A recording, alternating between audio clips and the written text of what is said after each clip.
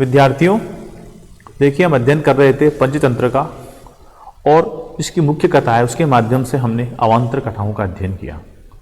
सुवर्ण सिद्धि, चक्रधर का मित्र, दोनों पास में बैठे हैं और आपस में वार्तालाप कर रहे हैं।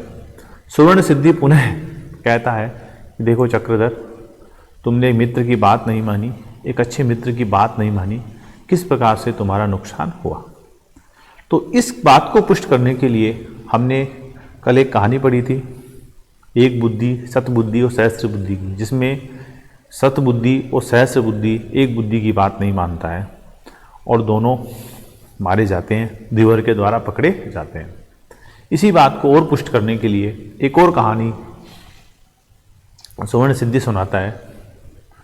एक बार एक गधा और एक गीदड़, श्रृगाल, दोनों में मित्रता हो जाती है और दोनों अपना जीवन अच्छे से व्यतीत करते होते हैं।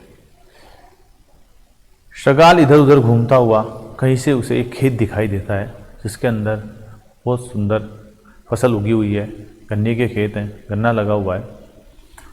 तो श्रृगाल गधे को, अपने मित्र राशव को यह सुझाव देता है कि हम रात में इस खेत में जाएंगे और जाकर के आराम से अपना फसल खाना खा लेंगे और वापस लौट करके सुबह आ जाएंगे, किसी को मत बताना, इसका जो खेत का मालिक है उसे भी पता नहीं चलेगा और हमारी जीवनचर्या चलती रहेगी।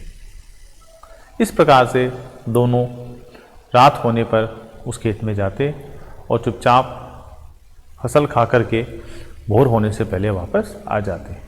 दोनों का जीवन बड़ा मज़े से गुजर रहा था, ना दिन में कहीं छुपने की टेंशन, चिंता, ना कहीं भोजन की चिंता, बड़े आनंद में उनका जीवन व्यतीत हो रहा था। एक बार पूर्णिमा की रात है। पूर्णिमा की रात के दिन श्रृगाल और राशव दोनों जिस प्रकार से वह हमेशा जाया करते थे उसी प्रकार से पुनः रात्रि में उस खेत में गए और उस खेत में जाने पर दोनों मज़े से फसल खाने लगे। लेकिन पूर्णिमा के चांद को देख करके जो वहाँ का जो मौसम था, वहाँ की जो आभा थी, उससे राशव के मन में, गधे के मन में विचार आया, क्यों नहीं मैं ज़ोर ज़ोर से आज संगीत गाऊं। संगीत गाने की इच्छा होने लगी। उसने अपने मित्र से कहा कि भाई देखो, अब पूरे महीने भर इसमें मज़े से खा रहे हैं कि पूर्णिमा का चांद केवल आज उदित हुआ है, इसलिए आज मेरा तो गीत गाने का मन कर रहा है, मैं तो गीत गाऊंगा। श्रृगाल ने उसे समझाया कि भाई देखो, गीत वीत गाना छोड़ो, मज़े से यहाँ खाना खाओ, फसल खाओ और निकलो। आप गीत गाओगे तो इस खेत का मालिक उठ जाएगा और हम दोनों पकड़े जाएंगे, मारे जाएंगे। लेकिन जो राशव था, गधा था, उसने उसकी मित्र की बात नहीं मानी। उसके तो मन में बैठ गई कि मुझे तो गीत गाना ही है। तो श्रृगाल ने उसे खूब समझाया, लेकिन नहीं मानने पर उसने कहा कि देख भाई, मैं अभी यहाँ से निकल जाऊं, उसके बाद में तू आराम से गीत गा लेना। ऐसा सुन करके, ऐसा विचार करके श्रृगाल वहां से चला जाता है और राशव जो है वो वहां गीत गाने लगता है।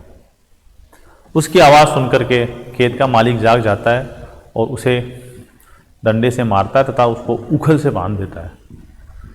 गधा तीव्र वेग से तुड़ा करके उसको दौड़ता है और दौड़ते हुए के अंदर वो गले में उखल बंधा हुआ रहता है। पास ही जो श्रृगाल है वो देख करके कहता है कि किस प्रकार से मित्र की बात नहीं मानने पर इसके गले के अंदर ये मणिबंध सुशोभित हो रहा है। कहने का मतलब ये है कि हमें हमारे मित्रों की, जो बुद्धिमान है, चतुर है, उसकी बात हमेशा मान लेनी चाहिए, नहीं तो हम बहुत बड़ी समस्या में पड़ सकते हैं। धन्यवाद।